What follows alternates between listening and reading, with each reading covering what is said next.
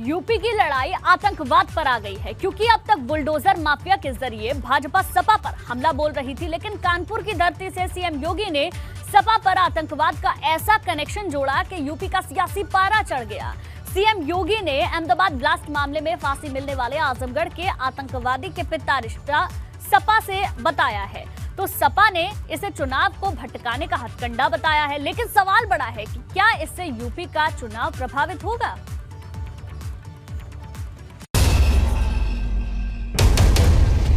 आतंकवादी के पिता का संबंध समाजवादी पार्टी से।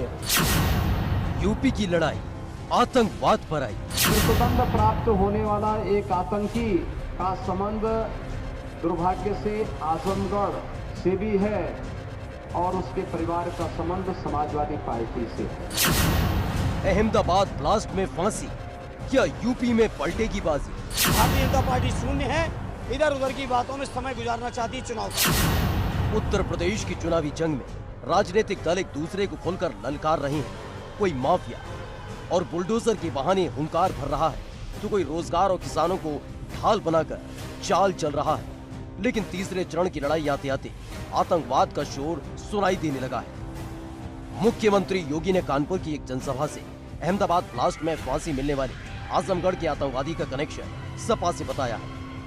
आज गुजरात के अहमदाबाद के एक न्यायालय ने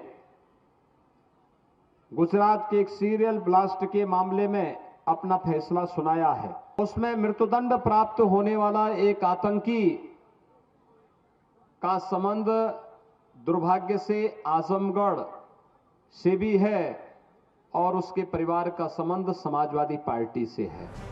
तो समाजवादी पार्टी ने पलटवार करते हुए मुख्यमंत्री के इस बयान को बेबुनियाद बताया।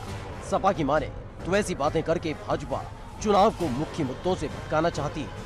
अहमदाबाद ब्लास्ट से संबंधित मामला है, उसमें योगी आदित्यनाथ ने कहा है कि जो मोहम्मद सैफ है आजमगढ़ का, उसके पिता की तस्वीर मुलायम अखिलेश यादव और समाजवादी पार्टी के लोगों के साथ दिख रही है। देखिए, इस तरह की बेबुनियाद बातों का कोई मतलब नहीं है। कितना किसानों की आमदनी बढ़ाए, कितना किसानों को सुविधाएं दिए, कितना गरीबों को राहत दिए, इस मामले में भारतीय जनता पार्टी शून्य है, इधर उधर की बातों में समय गुजारना चाहती है चुनाव का। वैसे यूपी का चुनाव जैसे जैसे आगे बढ़ रहा है अपने पुराने फ्लेवर में लौटता जा रहा है, क्योंकि 5 साल पहले शमशान और कब्रिस्तान जैसे बयानों की गूंज थी, तो इस बार आतंकवाद का जिक्र करके सियासी तड़का लगाया जा रहा है। भाइयों बहनों, गांव में अगर कब्रिस्तान बनता है तो गांव में स्मशान भी बनना चाहिए।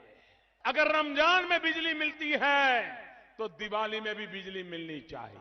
आतंकवादियों को मुकदमों को वापस लेती थी और हम आतंकवादियों को ठोकने के लिए एटीएस का सेंटर बना रहे हैं।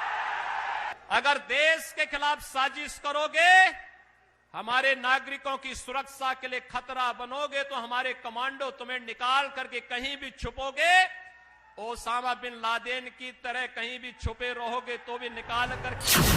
आपको बता दें कि अहमदाबाद में 26 जुलाई 2008 को एक आतंकवादी हमला हुआ था। इस ब्लास्ट में 56 लोगों की मौत हुई थी और 240 लोग घायल हुए थे। अब इस मामले में एक विशेष अदालत ने शुक्रवार को इसके 49 दोषियों में से 38 को फांसी और 11 को उम्र कैद की सजा सुनाई है। इनमें से एक आतंकवादी का जिक्र कर योगी सरकार ने सपा से कनेक्शन जोड़ा है। लेकिन मुद्दे की बात यह है कि क्या यूपी के चुनाव पर इसका असर होगा, क्योंकि भाजपा हिंदुत्व की पिच पर खुलकर खेल रही है। और अब बड़ा सवाल ये है कि तीसरे दौर के बाद क्या यूपी चुनाव का फ्लेवर पूरी तरह बदल जाएगा। Bureau report, ABP Ganga. UP के चुनाव में इस बार बुलडोजर बाहुबली के रूप में है। एक तरफ जहां सीएम योगी बुलडोजर को मैदान में लाकर भाजपा के पक्ष में माहौल बना रहे हैं, तो वहीं अखिलेश यादव भी बुलडोजर को लेकर लगातार निशाना साध रहे हैं। और अब बात है, समाजवादी पार्टी के वरिष्ठ नेता मुझसे कहे कि अब चुनाव के दौरान तो बुलडोजर नहीं चलेगा। मैंने कहा चिंता मत करो, कभी कभी उस बुलडोजर को रेस्ट भी चाहिए होता है। तो चुनाव के दौरान मैंने पूरे प्रदेश के बुलडोजर को मरम्मत के लिए भेजा हुआ है। तो लोगों ने कहा क्या करेंगे इसके बाद? मैंने कहा उसका असली काम तो 4.5 वर्ष तक जो लोग अपने बिलों के अंदर छुपे हुए थे और चुनाव की घोषणा के बाद जब बिलों से आके रेंगने लग गए हैं,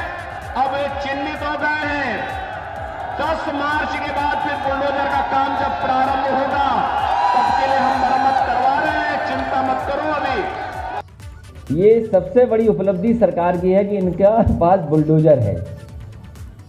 बुलडोजर में स्टीयरिंग होता है। अभी बुलडोजर इधर चल रहा है, स्टीयरिंग घूम जाएगा तो बुलडोजर किधर चलेगा। और मैंने कई मौके पर कहा और फिर कहता हूं इस बार, ये जो मुख्यमंत्री आवास पीछे बना हुआ है, इसका भी नक्शा पास नहीं है।